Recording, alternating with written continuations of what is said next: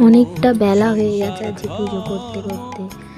তা লক্ষ্য করে দেখলাম বড় মা তোমার আসন বেছানো হয়নি, তাই একটা খবরের কাগজ পেরে তোমাকে বসালাম।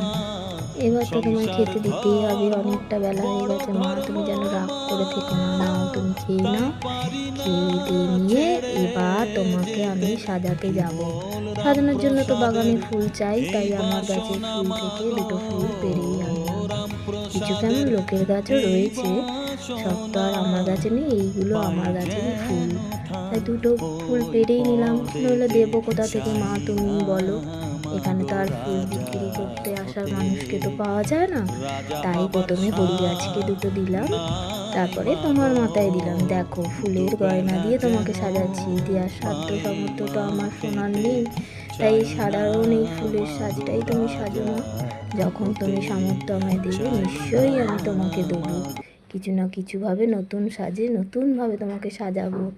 আজ তো বেলা হয়ে গেছে, এবার তোমার একটু ধূপ মোমবাতি দিয়ে আরতি করা সারলাম, সেরে টেরে এবার আমি তোমার পুজো রেডি করলাম। সবাই ভালোবেসে প্রেম সে বলো, জয় মা দেবী মা বড় মায়ের জয়।